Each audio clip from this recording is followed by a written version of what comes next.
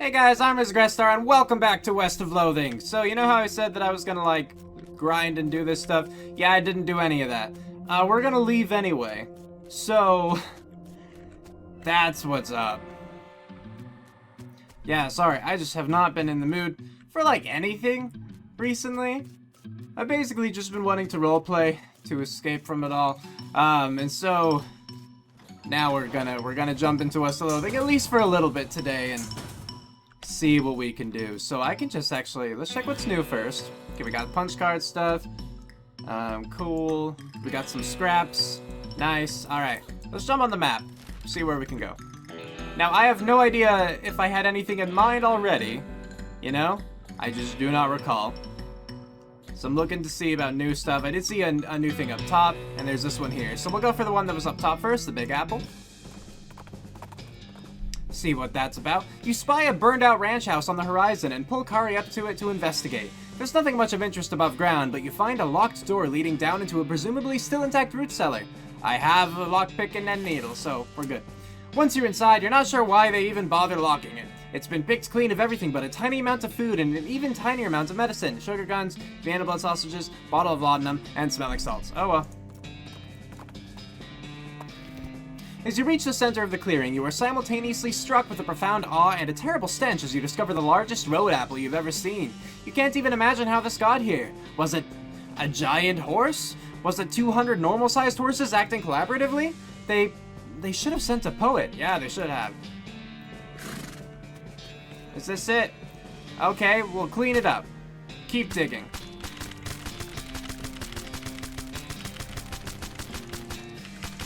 I'm a good person. You make a little dent in it, hooray. Yeah, I cleaned the whole thing. What even was that noise? Alright, well, I'm going to say that was literally all it was here. I guess it's just some tiny free experience for spamming E. Okay, so instead, we're gonna move all the way down to Stern's Ranch. Off to the side of the trail, you notice one of those weird cacti shaped like coffee cups. Yeah, forage it, why not? Got some hot coffee, nice. And I can get a needle, and a needle. I assume I'll get a third needle. Cool, we got some needles. Down here. I don't have safe cracking. That's a shame. Got some food, soda crackers and plum pudding, cool. There's a weird cow-shaped stain on the wall. But I couldn't interact with it, so I assume we're done down here. That was fast. This little thing, pick the lock, stock certificate, okay. This is a certificate entitling the bearer to 37 shares of Western Footwear Corporation, a company based in Boston. Just sell it, it says. Okay. No, I didn't mean to leave, my bad. Grab them, got blackened beans. Investigate, yeah. Mary Stern's diary, okay, and then some toys. Talk to it. It's the work of a moment to fix the doll's voice box. Pull the string. You pull the string. The doll's eyes roll back into its head, and its mouth begins to move. Hi, I'm Grace. What's your name? I'm Grizzly. Hi, Grizzly. You're nice. Do you want to play with me? Yeah, let's do it. Hooray! Mary used to play with me, but we didn't get to finish our tea party before she went away. Will you help me finish it? Surely. Hooray! The game is almost over. Mary did such a good job. The doll's eyes roll back forward. Go downstairs and get my cup. Do you know the magic word to make the mean cow let you into a secret room? No, what is it? The magic word is peanut butter. The doll goes silent. Got it, peanut butter. You shudder as you realize that talking dolls haven't been invented yet. Well, also, just the fact that a talking doll couldn't have a conversation like that. A little girl's diary, browned a little around the edges, but otherwise untouched by the fire. The first page says, in a little girl's handwriting, this is the diary of Mary Stearns. The AI in dairy are crossed out, and IA written above them. The diary starts out as typical kid stuff. You flip ahead until you notice the writing getting shakier. Found a dolly under a cactus out back, and she told me her name was Grace. Mama and Papa don't believe me that she talks. They say I got a big imagination. Grace says the cows are gonna get us, but Papa says we'll be okay, cause this weren't never a cow ranch. Grace says he's wrong, but Papa won't believe me. Grace says she can keep the cows away, but I have to play tea party with her. Okay. I don't like this kind of tea party, but Grace says it's important to keep the cows away. Mama was sad that they couldn't find Effie. Papa says she's been gone so long, and they should put a cross up, but Mama won't let him because she thinks she'll come back. Papa said she's only 11, how far could she have gone? And Mama started crying again. Don't want to play Tea Party anymore, but Grace says I has to. Papa was out 2 days looking for Joey, but of course he didn't find him. Mama cries so much. I tried to tell her him and Effie are helping keep the cows away, but she don't understand. I told Grace I'm not playing Tea Party again, but she says I got it, and if I don't, cows will eat all 3 of us. She said either I get Mama or Papa to play, or else I gotta play by myself. And that's the last entry. So now we'll go down, we'll tell the cow peanut butter. And we're in a secret room. Atop this sinister-looking altar sits a copper goblet filled with what appears to be blood. I could just destroy it flat out. Let's take it. A chill runs down your spine as you touch the goblet. This is a goblet of blood from a cursed altar in a spooky secret basement room. It's probably safe and fine and good. Okay. Hey, now that I have this, what do I do with it? I guess I'm supposed to... This is the teacup. I'll bring it up to the doll. And then I fight the doll? Is that what's going on? My tea! We can finish our tea party now! Sure, why not? You carefully pour the blood from the goblet into Grace's mouth. Ah, Grace sleeps out of the toy box, laughing manically. Is it supposed to be manically or maniacally? And climbs the ranch house's ruined chimney. She turns toward you. See you soon! She leaps to the ground behind the house and scampers off to the northwest. That's probably fine. Okay, well, we've just set loose a demon. All in a day's work, I suppose. Full canteen, cool. Gonna forage this. Cactus bits, nice. Between the smoke and the noise, you're guessing that the contents of this outhouse are more dangerous than average outhouse contents. Oh, it's a cow thing! Oh no! Beef up. And then I'll hit it with this bone weapon I have. Done. Okay. By the soft light of the fading embers, you see a glint of light from below. You hold your nose with one hand as you fish out your prize with the other. Toilet pistol. Deal stench damage instead of physical, and apply 5 poison to enemy. Interesting. Okay. Mary. Gwendolyn. I'll pick the smoking flower. Smoking chrysanthemum, rather. This flower apparently still has a lot of smoldering to do. This item goes on your lapel, plus 2 spell damage. Jethro. And it looks like Jethro's bones were dug up by some varmint or other. Search them. Shard locket. You should call it a locket on account of how it was lucky to escape that fire. Okay, well it doesn't provide any bonuses, so I have to assume it's part of like a quest? Like I can give it to someone? So I guess that's a thing. Alright, I don't think there are any other new places on the map. So let's go, well first let's go to Professor's house. See if he has anything else to say now that I've been there, you know. Investigating the Vibrato realm place, you know what I mean. Investigating the smoke of a nearby campfire, you find a bandit snoozing cozily beneath a large and colorful quilt, which seems like a strange choice for camping gear, right? And then he wakes up and jumps to his feet, revealing that the large and colorful quilt is actually a large and colorfully quilted pair of pants. In stark contrast with his whimsical pants, he is undeniably hostile.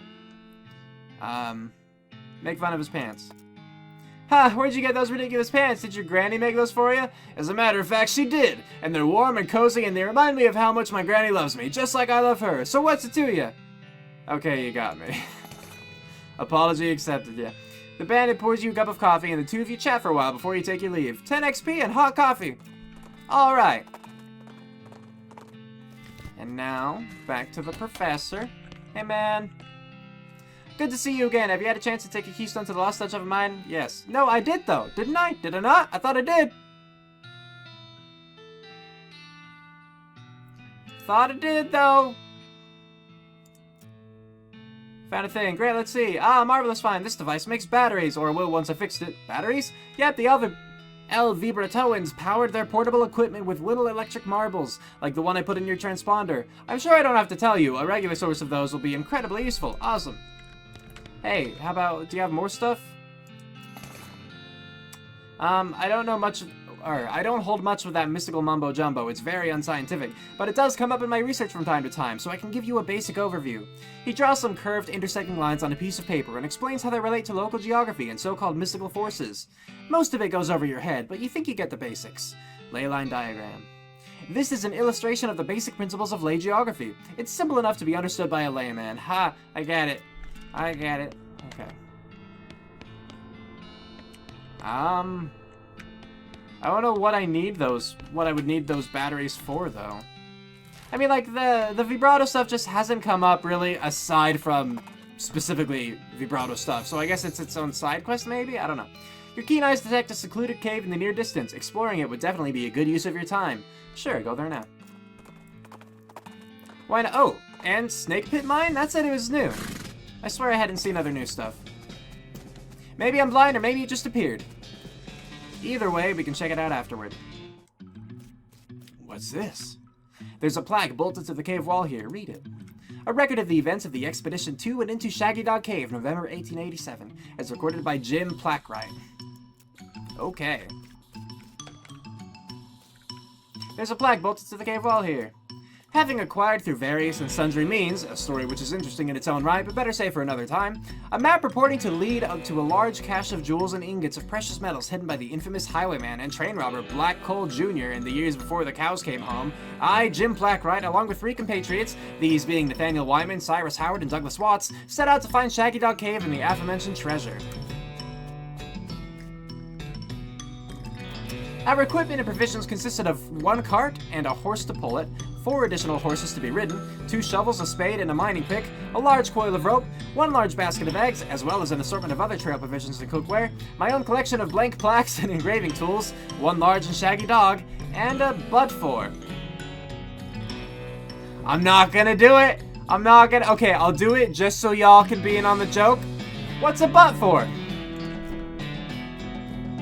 I did it for you. After traveling for 2.5 days to the south and east, we arrived at a small town named Dirtwater, the largest settlement in the vicinity of Shaggy Dog Cave. Leaving the dog to watch the horses, the 4 of us... Dog to watch the horses, nice. The 4 of us entered the local saloon, and each ordered a beer, except Cy, who was satisfied with water. Are they really not gonna capitalize on the but-for joke? The barman provided our drinks as requested, and then withdrew a small wooden box from underneath the bar, asking us if we'd care to witness something real interesting. Considering that we still had quite a few hours left to travel, we politely declined and asked him if he knew the way to Shaggy Dog Cave. He replied that he had never been there personally, but gave us rough directions, which correlated nicely with the notes on our map. There's a plaque, right. Upon leaving the saloon, we discovered to our dismay that some unknown villain had tampered with our wagon. Fortunately, the only supplies missing were the butt-for and the entire basket of eggs, apart from one that Doug had concealed within a pocket for safekeeping. We also discovered that the dog had absconded with one of the horses, forcing Nate and Cy, after a drawing of lots, to share. Well, the butt-for did come back at least. Okay, that was just the shadow of the rock. I just saw something like jump forward, you know. After acquiring I was reading head to barrel. After acquiring a barrel of fresh water for the trip, as well as a replacement butt-for, we headed out into the open desert. The sun shone down mercilessly upon us, though we took small solace in the fact that it would have been far more intolerable had we made this expedition during the summer months rather than November. In order to pass the time on the trip and resist becoming dazed from the heat and susceptible to desert mirages, we exchanged stories of our youth, which I will not be retelling here for reasons of length. However, I will relate to you 3 odd occurrences that happened to us during our trek through the desert. The first was 2 or 3 hours out of Dirtwater, when Nate noticed a glint of sunlight upon a metallic object partially buried in the sand.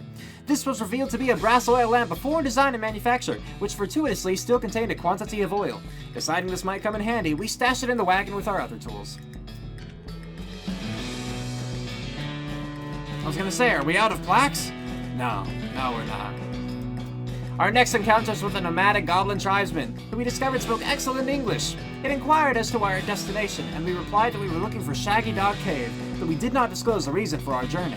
The goblin confirmed that we were heading on the correct course, and mentioned that he had only a short time earlier witnessed a large and shaggy dog riding a horse in the same direction.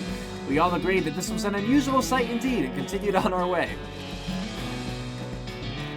How appropriate, though, for the dog. Sometime later, we encountered a large adobe hut, occupied by 2 identical-seeming old men with wild hair and long white beards. They invited us to take shelter from the heat, which we gratefully accepted, and introduced themselves as hermits. This struck me as peculiar, given that there were 2 of them, but I felt it would be rude to question them on that point. That's fair. There's a plaque bolted to the cave wall here. One of the hermits confirmed that we were near Shaggy Dog Cave, and the other hermit confirmed that what his brother said was true. They also commented that they had seen a large and shaggy dog riding a horse in that direction. We all agreed that this was an unusual sight indeed. The hermits refreshed our water supply in exchange for our butt-for, and we continued on our way, excited to finally be nearing our goal. After 2 more hours, we finally arrived at Shaggy Dog Cave.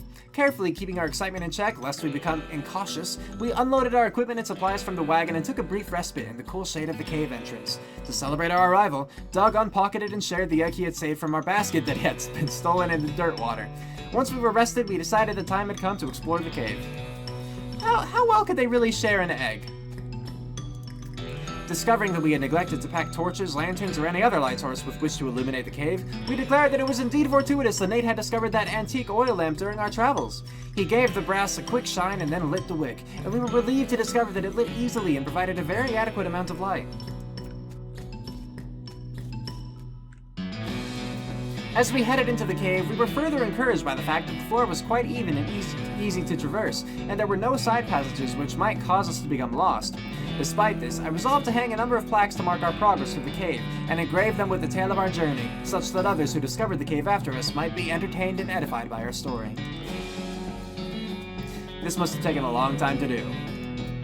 Soon we came to the end of the tunnel. While Nate, Cy, and Doug took turns with the excavation, I completed the last of the aforementioned plaques. It was a matter of perhaps an hour before Cy's shovel struck a wooden surface with a hollow noise, and we hauled a traditionally styled treasure chest out of the hole with great excitement.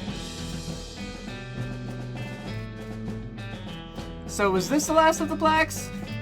The chest was locked with an ancient and rusting iron padlock, which broke easily from a single swing of our pickaxe.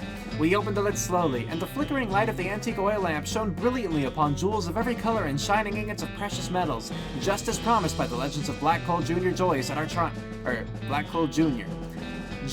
triumph, we loaded the chest into our wagon and began the journey home. Thank you for reading, and may your own endeavors be equally successful. Signed, Jim Plackwright. Here's the hole. It's a hole, a completely empty one. Yep, so all of this was just to read the plaques.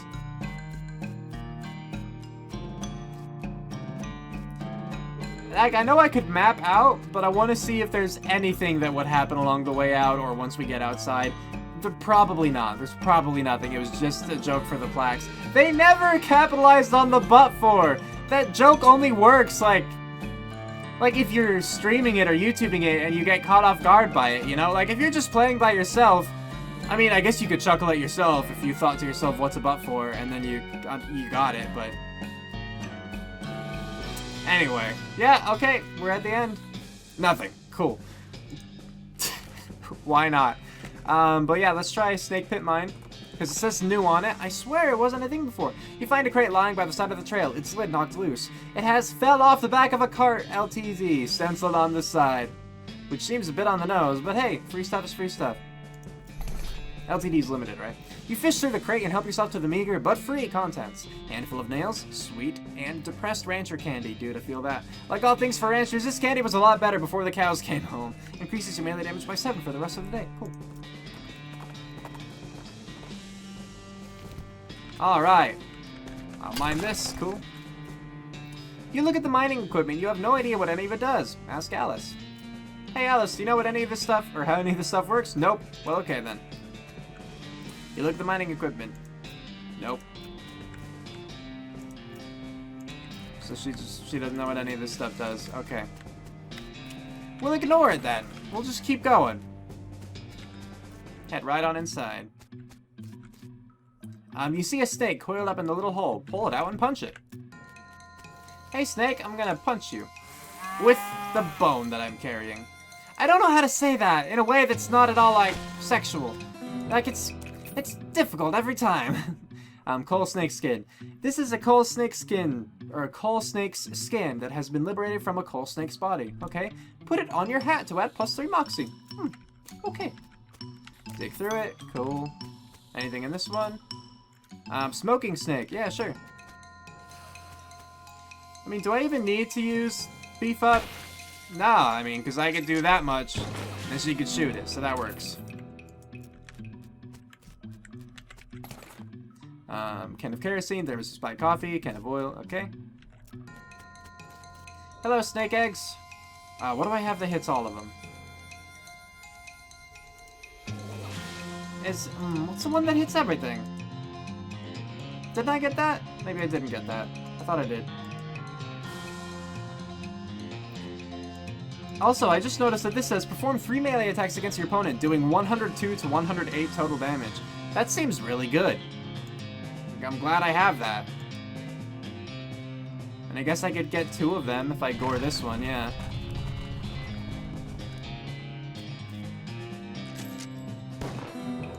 Nice. We killed them all.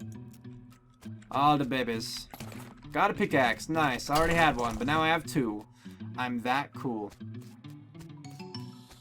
I mean, is there anything else? I think that was it.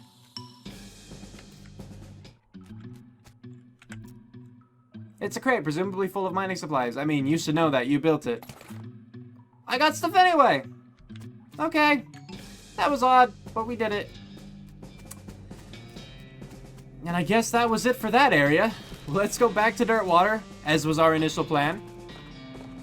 See if there's anything there. Anything along the... Yeah, okay. You come across a horse trying fruitlessly to figure out how to use a pair of binoculars. Those aren't for you, buddy. The horse reluctantly agrees and trots off, leaving the binoculars behind. Cool, we got them. These will come in handy. They also come in pairs, right? Those binoculars. Okay, is there anything else in here that I could do? Heard you. Something interesting back there. Oh, yeah, from the plaque thing, yeah. Maybe my info's too old. I found a note from some travelers that passed through here about 8 years ago. Oh, yeah, that was the previous bartender. He had a little trick he used to offer to show people. It's what got him fired eventually. That senator's wife wasn't amused. He rummages around under the bar for a minute, then blows the dust off a tiny piano about 9 inches tall. Here, you can keep the piano, so long as you don't ask me about the trick. Okay. It's a miniature piano. It'd be the right size for a foot-tall tickler of the ivories, but the winding key on the side seems to indicate that it plays itself. Well, that's cool, at least. Anything else? Nope, okay. You guys are good there. This is my place. I'll just sleep. Oh, that's Alice's bed. Sorry, Alice. I'll sleep, because why not? Cool. Now I'm not as angry, so I'll be dealing less damage, but I can be knocked out more often. You know? That kind of thing. Anyway, Cactus Bill, didn't expect to see you around these parts. Well, I gotta admit, I got a little envious when I saw you leave Boring Springs, and I figured I'd hitch a ride out west to see what I could see. And just look at this place. So much hustle, so much bustle. There sure is a lot of both of those. Hey, nice pot. Thank you kindly. So what's new? Well, to be honest, what's new is a profound sense of longing and loneliness. I'm sorry to hear that, Bill. Well, it is what it is. I was hoping I'd run across a similarly lonely cactus lady somewhere out here, or, failing that, a normal human lady looking to marry a cactus. No luck? Not yet. Of course, getting around is a bit of a challenge, but us cactuses live a long time. I'm sure I'll meet somebody. Someday. I'll keep an eye out. Heck, I sure would appreciate it. Okay, the mercantile.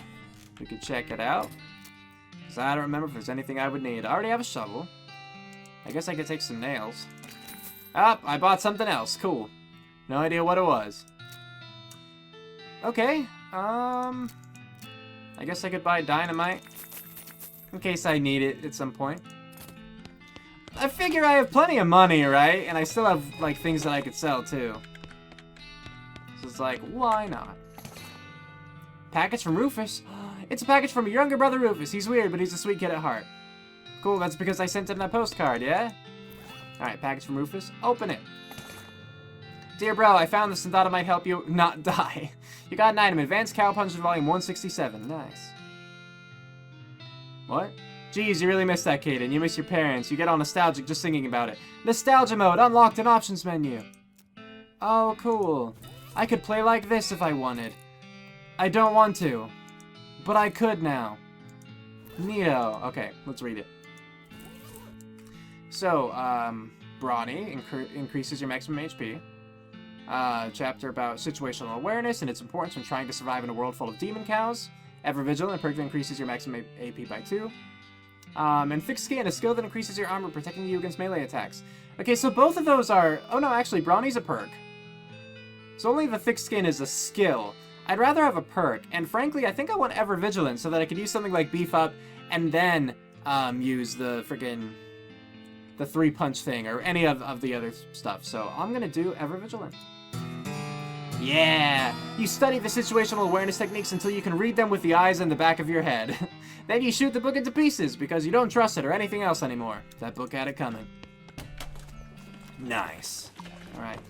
You're welcome, little girl. Alright, jail. I think I've done everything, I guess. Oh, hey, good to see you. You know, you've really cleaned up the area. I'm plumb out of bounties for you. Does that mean I get to be sheriff? No. But I guess you could be a marshal if you want. Oh, what a coincidence. That's my middle name. Well, thanks again for all your help, Marshal. That's right. Grizzly Marshal Walker. Probably. Hey, look, these guys, yeah. Oh, yeah, but the ghost cell. You know, with all the bounties up, I had figured that we would have more cells filled, but, I guess not. Maybe I could have gotten the ghost cell filled if at the pickle factory I hadn't killed them. Like, I killed 2 of the 3 of them, I think. That kind of thing. Doug grins as you approach the counter. Buy something. You know, like, I don't really want any of these, but I want to support local businesses. So there we go. Lot available. Lot available. Lot available. Lot available. Lot available. Not a lot available past this point. Yeah, that makes sense. Okay. Like, I remember there was that one girl who was, like, with the hippies, and she wanted to cook and stuff. But, you know, I couldn't really recommend her to Doug. Where was that, though? Oh, probably this one. I'm gonna try to talk to her again and see if anything new comes up. A shot rings out when something buzzes past your ear. You quickly dive behind a rock just in case these 2 things are connected and not just, say, someone hunting nearby and there's also a bee. Also, there's a bee. Peering carefully around your rock, you eventually spot movement in the underbrush. It's a hunter with an old-fashioned matchlock rifle and a cloak that with leaves stuck to it, which is less effective as camouflage than it sounds because all the trees around here are pine trees. You also notice that he's been out here a very long time, which you can infer from the way he's literally a skeleton. Alright, let's fight him. I know I could have intimidated him, but Alice can kill him in 1 hit, so... Going from 62 HP down to nothing. Thanks, Alice. Cargo jeans. These things were out of style before your grandfather was born. That said, they've got lots of little pockets for you to keep extra bullets, or keep bullets and extra gunpowder and stuff. Okay. Plus 4 pistol attack damage. That would be nice if I were using a pistol. Which I'm not. I'm not doing that. So is this girl out here, yeah? Yeah, the unhappy one. Do you know somewhere that's hiring a baker? I mean, I guess not a baker. Dang it. Well, I'll keep trying to let him know. Like, I'll keep her in mind, sort of thing. This is a little pile of shimmering pollen from the northern clownwort flower, which some scientists claim is the source of all clown power. Really? Interesting. Okay. Oh yeah, clowns are like demonic things, huh? Something like that. Something else? Oh, is this a forage thing? So it is. Local weed extract. Wow. You do a quick backflip and then make some funny... make some funny noises by flapping your arm up and down with your hand at your armpit. The local weed giggles, loosening its roots just enough for you to pluck a handful of it out of the ground and wring it into a little bottle. The extract itself, you're just crazy about the stuff. No, wait, I meant because of, not about. This item is used in combat. It gives you 2 action points when using combat. That's pretty cool, actually. Action points are neat. They're very helpful. That's why I got that perk. Well, okay. Where to next? Me? That's a good question. Let's go to the Silver Plater. Now that we have money, I want to look at that stuff again. See glints of light in the distance. When you get closer, you realize... Oh, binoculars. Cool. You know, that's something else I could do. I have like 3 or 4 pairs of binoculars at this point, I think. So I could go to another fort, climb up, use the binoculars, find a new location, and just go check it out for the sake of it. Howdy! The man grins, revealing a full set of silver-plated teeth. So, you need something plated? What are my options? I could plate my hat. Maximum action points, actually. AP is good, so yeah, sure, do it. You hand him your hat, and after a time he hands it back, shiny and gleaming. What else can you plate? What are my options? Melee weapon there. This will increase the damage of your equipped melee weapon by 3 or even more against creatures that are vulnerable to silver. Why not? What else can you play? Pistol. I don't need that. Maybe something else, because I don't use my pistol, you know. Plate your tongue. Yeah, let's do it. The process is extremely painful. Silver tongue. Your tongue is actually silver. Well, silver-plated, but you'll be able to convince people it's really silver. Plus 3 moxie. Immediately afterward, you ask him for a complete refund, and he gives it to you. Alright, so I got a silver tongue perk for free. Nice. Hey, wait, what about that turnip? No, I don't want the pistol. Give me the turnip. He takes the turnip and gives it back a short time later, shiny and gleaming. Had to hollow it out in the middle so it wouldn't rot inside, but you can wear it as a hat now. Oh, turnip crown. Okay. It was a strange choice to silver plate this, but it's definitely one of the 4 shiniest turnips you've ever seen, and it's balanced such that you can wear it on your head. All hail the monarch of turnips. Plus 3 muscle, plus 3 mysticality, plus 3 moxie. What's my current hat? It's better than that, yeah? Plus 4 muscle, plus 1 maximum AP.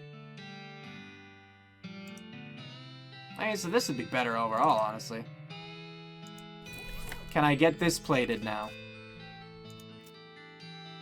Thank you. Okay. Like, whatever.